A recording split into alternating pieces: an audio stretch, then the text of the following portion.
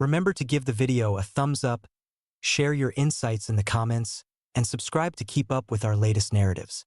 Never did I imagine I would find myself here, gazing out my window with a warm cup of tea cradled in my hands, recalling that night as if it were just yesterday. Yet, certain moments in life etch themselves into your memory with such intensity that, regardless of the passage of time, they retain their vividness and emotional depth. At 62, I found myself well beyond the years of pursuing thrills or anticipating the unexpected. At this juncture in life, one might believe they have witnessed everything, particularly after dedicating nearly 2 decades to the same organization. Though my job lacked the allure of glamour, it offered a sense of stability. I served as the executive assistant to Brian Carter, the esteemed CEO of a prominent publishing house located in Chicago. He was the type of leader who commanded respect, not through demands, but by embodying a serene and unwavering authority. He maintained an unwavering professionalism, exhibiting control at all times, and never once did he allow the boundaries between business and personal affairs to become indistinct. Up until that night, a solitary email marked the beginning. "Shall we gather for dinner this evening? This one's on me. I wish to engage in a conversation of significance with you." I scowled at my screen, going over the message repeatedly. Brian never extended an invitation for dinner. Indeed, we frequently toiled late into the night, occasionally indulging in takeout to sustain us in the office, yet this experience felt distinctly unique. An invitation was extended.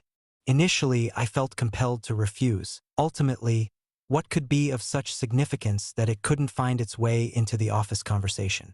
Yet, the pull of curiosity proved too strong, and before I had the chance to second-guess myself, my fingers were already dancing across the keyboard in response. "Absolutely. At what hour and in which location?"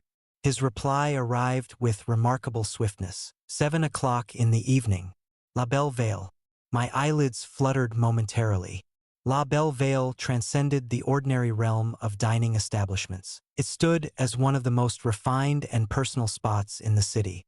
Tables aglow with candlelight, a pianist serenading in the corner with gentle jazz, and a menu so rarefied that reservations were required weeks ahead. A peculiar, jittery sensation took residence in my stomach as I gathered my belongings that evening. Was this related to work? A promotion, you say? That simply doesn't add up. I had reached the pinnacle of my craft. Perhaps a proposal for retirement. But then, what is the allure of dining at such a place? As I stepped into the restaurant, my heart raced with an intensity that seemed excessive for what was meant to be just an ordinary dinner. The hostess guided me to a quiet table by the window, where Brian awaited my arrival.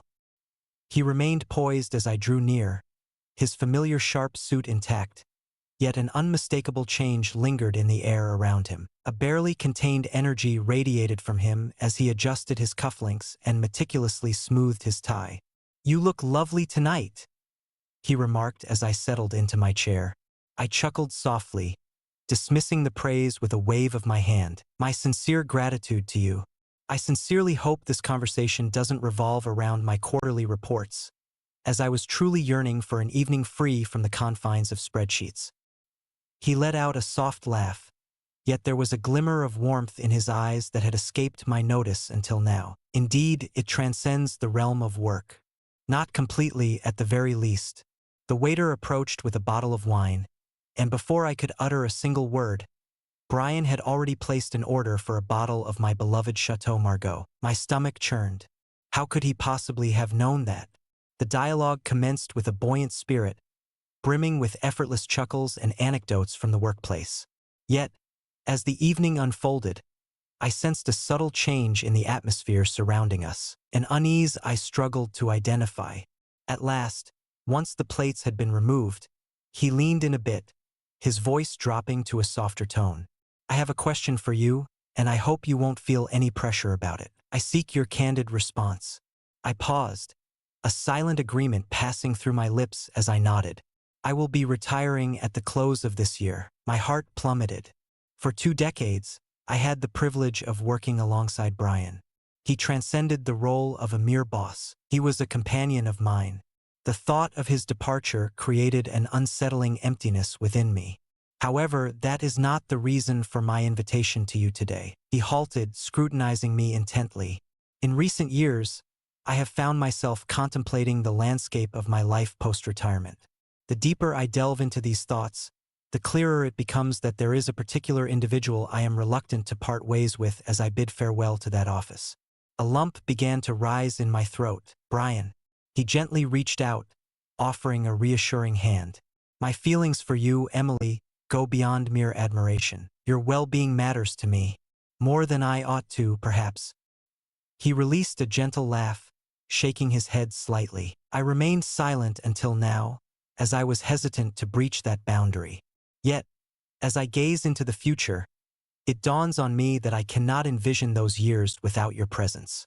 My thoughts whirled in a chaotic dance. This individual held the position of my superior. My composed, professional, always appropriate superior. He sat opposite me, expressing his feelings and revealing that he truly cared for me. This may come as a surprise, he said, his grip on my hand soft yet firm, and I understand that you likely never viewed me in that light. However, I felt it necessary to share this with you, for if there exists even the slightest possibility that you share my feelings, perhaps we need not continue the facade of a purely professional relationship. I parted my lips, yet silence enveloped me. I had reached the age of 62. For an extended period, the notion of romance had eluded my thoughts. Following my divorce, I immersed myself in my work, firmly believing that those chapters of life were now closed. As I sat here, gazing into the eyes of a man who had stood by me for 2 decades, a realization dawned upon me. I was utterly astonished. I was more than merely flattered. Fear gripped me, for beneath the surface of my consciousness, in a realm I had long avoided, I recognized that he was not the sole actor in the charade we had maintained over the years. I gazed at Brian, my heart racing within my chest. The environment enveloped us, contracting in its vastness. Silence enveloped the room, devoid of clinking glasses and hushed exchanges, as the gravity of his words bore down upon me. My concern for you runs deeper than it perhaps ought to. I swallowed hard, my fingers quivering beneath his caress. What was I meant to say in response to something like this? Brian, you don't need to say anything at this moment, he said softly, his gaze brimming with empathy. Emily, the time has come for me to share something I've held back for far too long, and I refuse to let another moment slip away without expressing it. The passage of time. That word loomed large between us. At 62, I was not a woman who indulged in fantasies of grand romances or tempestuous liaisons. My existence had found its cadence, familiar, unwavering, secure. In the heart of a refined restaurant, the man with whom I had shared 2 decades of collaboration was presenting a proposition that held the potential to alter the course of our lives entirely. I withdrew my hand, craving a moment of solitude to gather my thoughts. Brian, I had never considered you in that light. You have consistently held the roles of both my superior and my companion. I know, he said, a faint, almost melancholic smile gracing his lips. Perhaps I bear some responsibility for that. Perhaps I ought to have allowed you to perceive me as something greater long before now. I let out a soft sigh, my fingers instinctively reaching for the wine glass, seeking a purpose for my restless hands. You surprised me completely. This is quite overwhelming. I comprehend.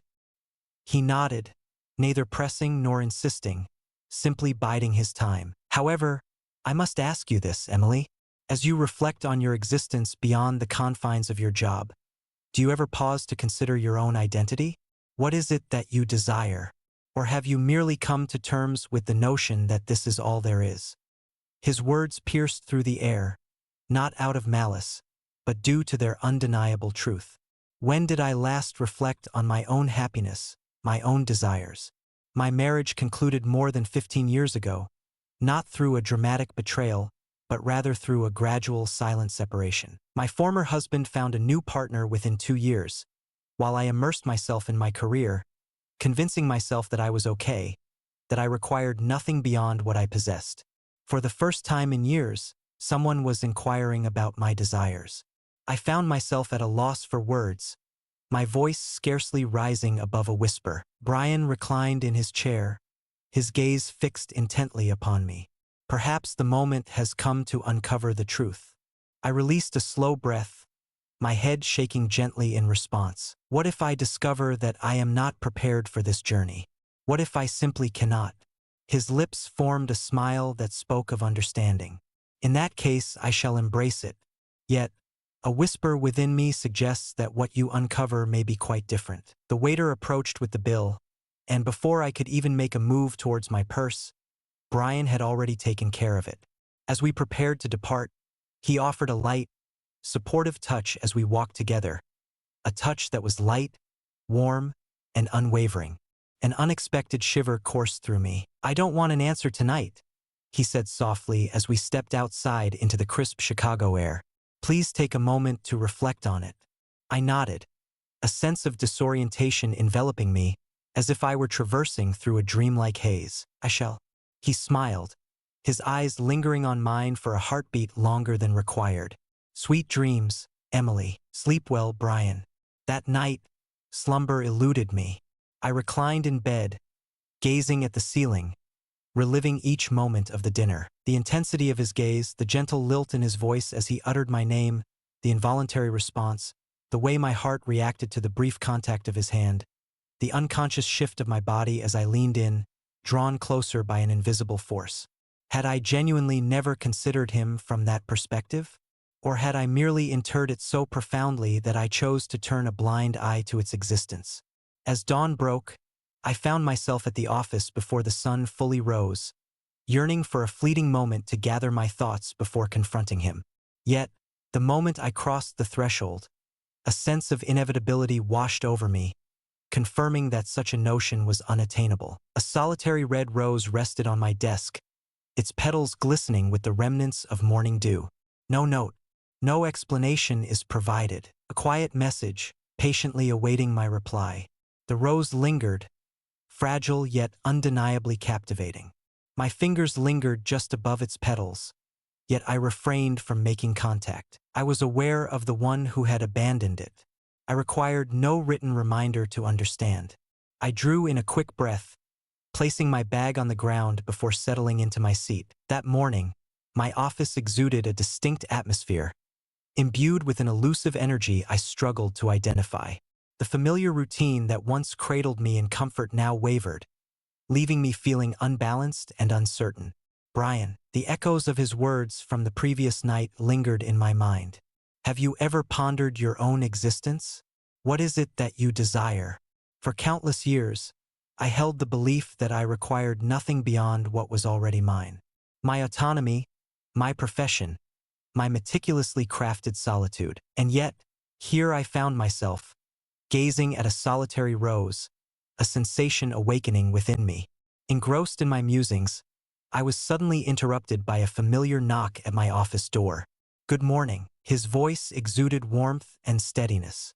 I pivoted, and there he stood, Brian, framed in the doorway, his expression a mystery.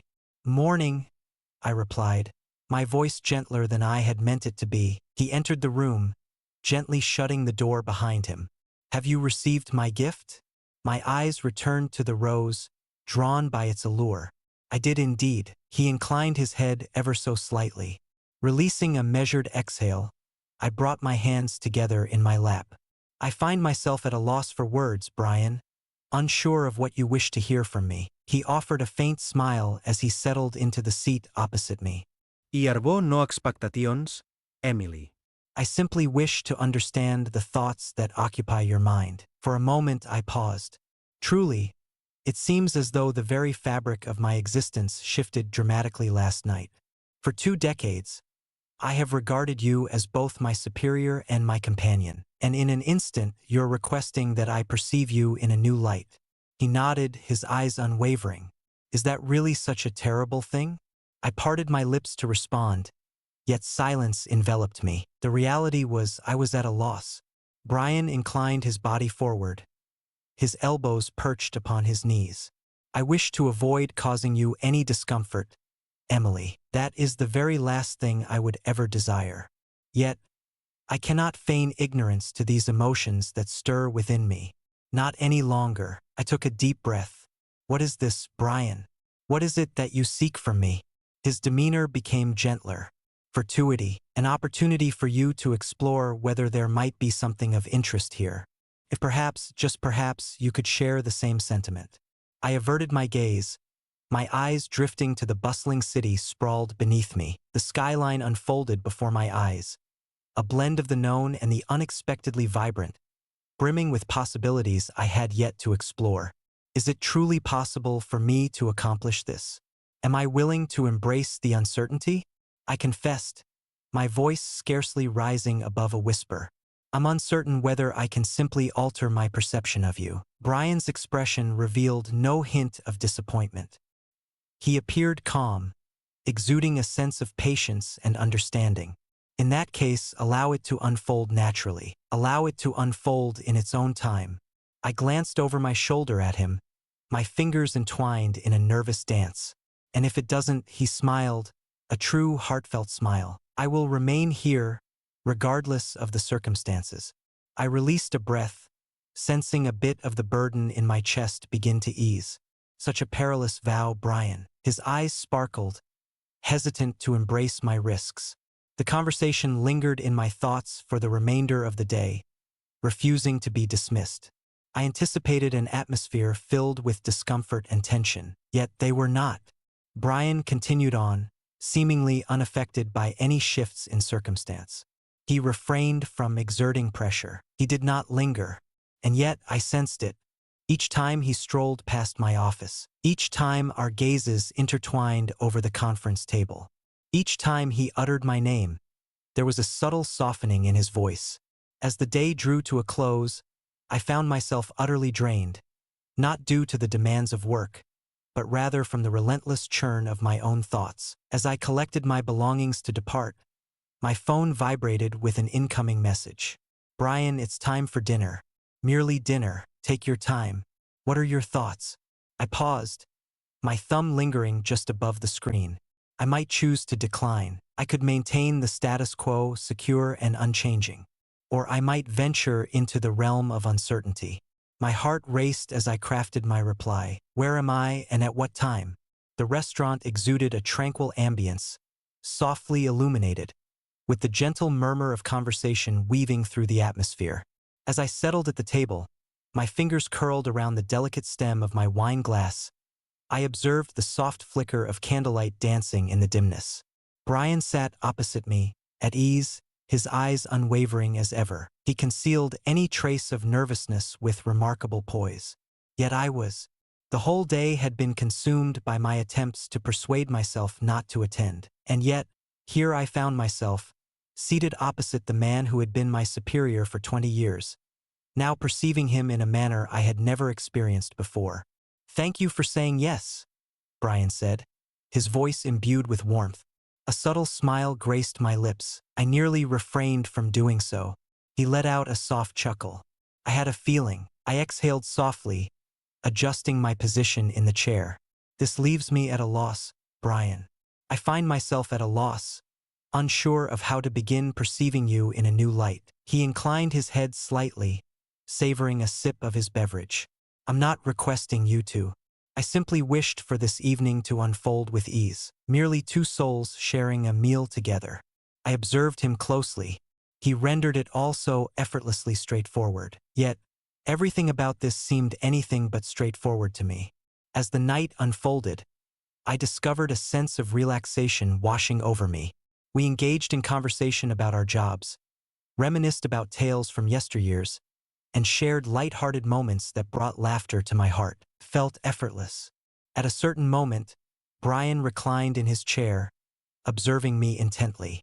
I missed this, he said. I raised an eyebrow. What was overlooked? Observing you in this state. Your demeanor at work is consistently earnest, as you diligently attend to every task and concern, ensuring that all is well for those around you. Yet, in this moment, you are simply yourself. My eyes widened, momentarily stunned by his unexpected words. I found myself questioning when it was that someone had truly gazed at me in such a way, with genuine attention. A sudden flutter stirred within my chest, an unfamiliar and unexpected sensation. Following our meal, we stepped outside, the crisp night air enveloping us in its embrace. Just as I was about to summon a cab, Brian's voice broke through the air. "I would be delighted to take you home." For a moment, I paused. It seemed to be a boundary I ought to respect. Yet, after a brief pause, I acquiesced with a nod. The journey unfolded in serene silence, enveloped in comfort. As we approached my house, a whirlwind of thoughts enveloped my mind. As he shifted the car into park, I turned to him, my mind racing to find the perfect words. "Brian." He extended his hand, softly enveloping mine. His touch radiated warmth, a steady presence. "No need to rush into explanations, Emily." I swallowed hard. "However, I certainly do. I find myself uncertain about the appropriate destination for this. I'm uncertain whether I can provide what you seek." He gently traced my fingers in a moment of calm reassurance. "Let us take our time. Let us proceed one step at a time." I exhaled unsteadily, my heart racing in my chest. "It seems almost effortless when you put it that way." He wore a smile, "For the simple reason that it ought to be." I gazed at him, then truly gazed at him. For the very first time, I allowed myself to ponder. What if? Perhaps this was not the conclusion of a chapter. Perhaps, just perhaps, it marked the dawn of something new. I gently squeezed his hand before withdrawing, my fingers seeking the cool metal of the door handle. "Sleep well, Brian." He regarded me with an unwavering calmness. "Sleep well, Emily." As I emerged and made my way to the front door, the warmth of his touch still lingered on my skin.